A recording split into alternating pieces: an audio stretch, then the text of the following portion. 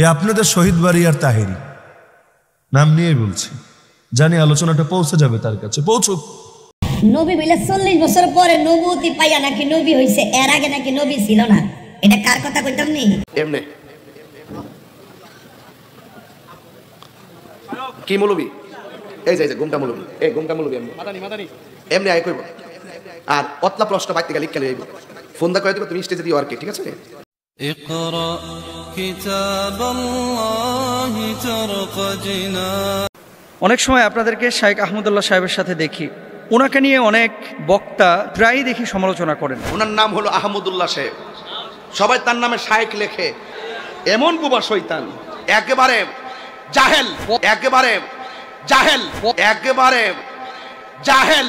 কত কথা শাইখ আহমদুল্লাহর ব্যাপারে, নিজে কি করেছি সে পর্যন্ত আমি তার নামটা নিতে যাচ্ছি না, লজ্জা লাগে। নাম হইলো আহমদুল্লাহ। কতবার যখন আবহাওয়া অফিস থেকে করেছি বৃষ্টি নামবো, যায় দুর্দাকা নামাজ পড়ছে, পরে বৃষ্টি নামছে আয় পড়ছে রে, ওন দিন নামাজ পড়ছে, বৃষ্টি অমন নেই। আবহাওয়া বার্তা কইছে মে মাসে বৃষ্টি, ও না ন কেরামতি। হ্যাঁ আইসি কইবার লইব, ওই যে আহমদুল্লাহ শয়তানদা, ওই যে আহমদুল্লাহ শয়তানদা, ওই যে আহমদুল্লাহ শয়তানদা। বৃষ্টি প্রার্থনার জন্য সলাতুল ইস্তেসকা নামাজ আদায় কি নতুন করছে উনি? এর আগেও তো 4-5 বার করেছে। আবহাওয়া অফিস থেকে খবর নিয়ে আসছে যেদিন বৃষ্টি হবে সেদিন ইস্তেসকার নামাজ পড়েছে। কিছু স্টুপিড মার্খা স্কলার যারা নিজেদেরকে দাবি করে, এদের পড়াশোনা কি আল্লাহ জানে ভালো, আর তারা জানে ভালো।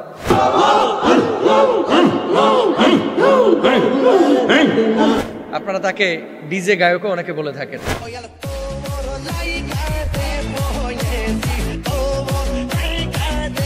হৃদয়ে রক্তক্ষরণ হয়, মানে ওয়াজের মঞ্চে উঠে আরেকজনের গীবত পরনিন্দা করার জন্য, সমালোচনা করার জন্য।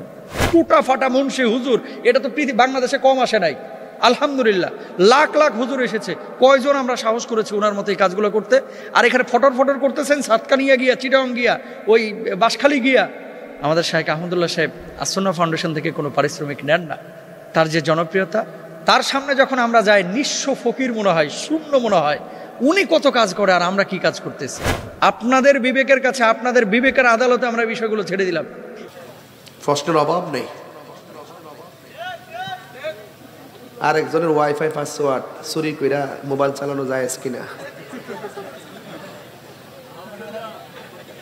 আবার আরেকটা কইব তারাবি কি 20 রাকাত না 8 রাকাত?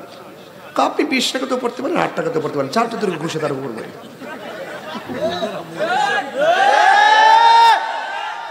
এমন মৌলবি কিছু আসেনি?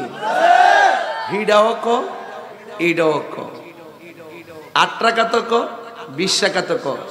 একদিন দেখবা বলবে 8 রাকাত, কোথাও 8 রাকাত আছে, 12 রাকাত নাই, 12 রাকাত আছে, 20 রাকাত নাই।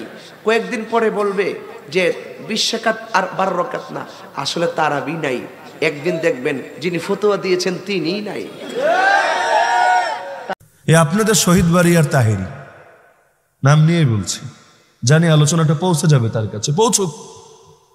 আল্লাহর নবী কথা বলতে দ্বিধা করে নেই যে এটা আবু জাহেলের স্বার্থে লাগলো না আবু লাহাবের গায়ে গিয়া পড়লো।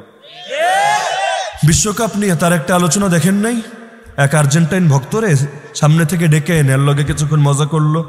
আর্জেন্টিনা জিতেছে না হেরেছে, সামনে ব্রাজিলের কি হবে না হবে, মজা টজা কইরা এ যখন বসলো, এখন বাকি পাবলিক তো একটু মনে হয় কেমনে কেমনে তাকিয়েছে।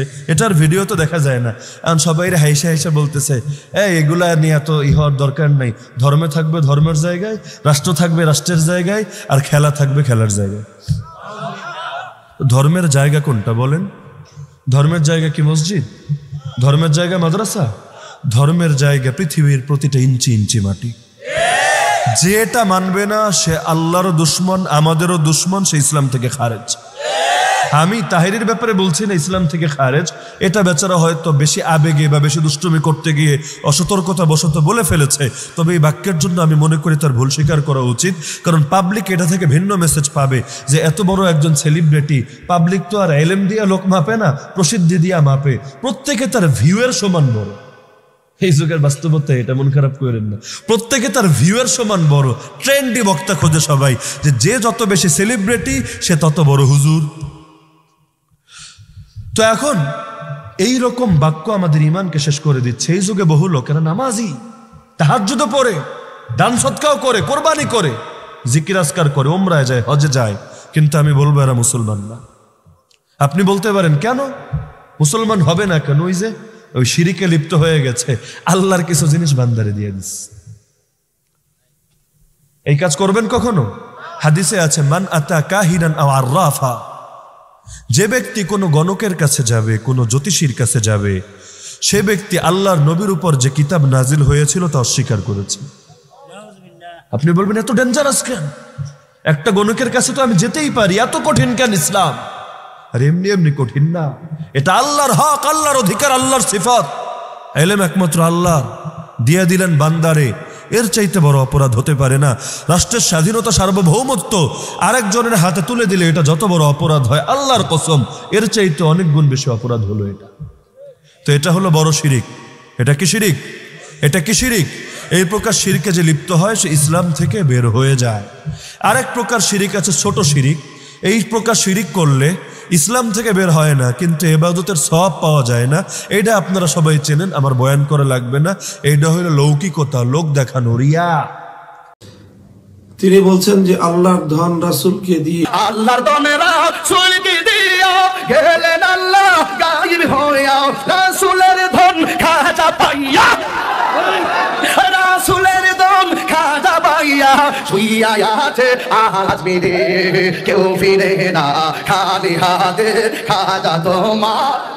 রাসূলের ধন খাজায় পাইয়া শুইয়া আছেন আজমিরে, কেউ ফিরে না খালি হাতে, খাজা তোমার দরবারে। এই জাতীয় কথা কোরআন হাদিসের দৃষ্টিতে এর বিধান কি এবং কোরআন হাদিসের দৃষ্টিতে এর মূল্যায়ন কি?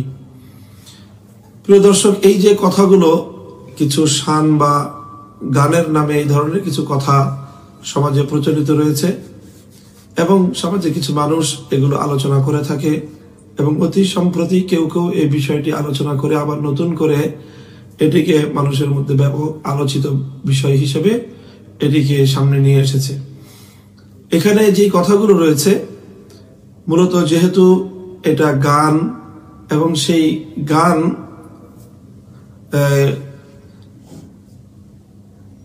আজমিরে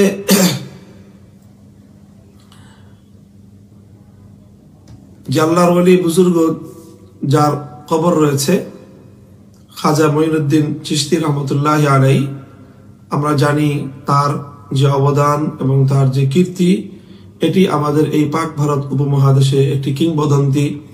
লক্ষ লক্ষ মানুষ যার উসিলায় এবং যার পথ প্রদর্শনে ইমানের হেদায়েত পেয়েছিল, আলো পেয়েছিল, আমরা এবং এই উপমহাদেশের মুসলমান তার কাছে চিরঋণী।